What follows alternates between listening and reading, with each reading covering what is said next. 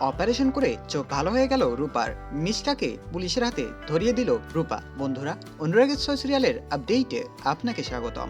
এদিন শুরুতেই দেখা যায় যে অবশেষে এসে হাজির সেই সন্ধিক্ষণ, যে দিনটিতে খুশি সাক্ষ্যদীপ, সূর্য কিংবা দীপারা। কারণ একটাই, আজ হতে চলেছে রূপার অপারেশন। আর তাই তো সকাল সকাল রূপার সঙ্গে দেখা করতে সবাই হাজির। আর এরপর সোনাকে অপারেশন করানোর জন্য ডক্টর থিয়েটারে নিয়ে যায়। তখন সবাই সৃষ্টিকর্তার কাছে আকুল আবেদন করতে থাকে রূপার যেন কিছু না হয়, সে যেন আবারও তার চোখ দিয়ে সবাইকে দেখতে পারে। বন্ধুরা, অন্যদিকে দেখা যায় যে রূপার এমন অপারেশনের কথা শুনে মাথায় হাত মিশকার।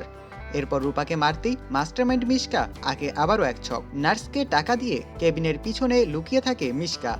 এরপর সেই কেবিনে যখন রূপাকে ইনজেকশন দিয়ে ডক্টর চলে যায়, তখন চুপ করে বেরিয়ে আসে মাস্টারমাইন্ড মিশকা।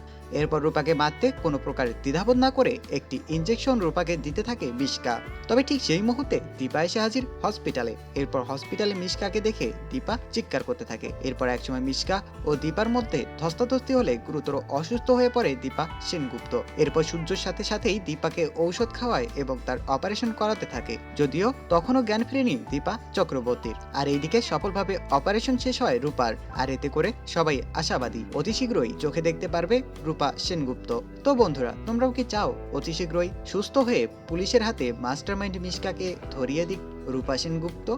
তা অবশ্যই জানিয়ে দিবেন কমেন্ট করে, এবং সেই সঙ্গে এখনই সাবস্ক্রাইব করবেন আমাদের চ্যানেলটিকে। ধন্যবাদ।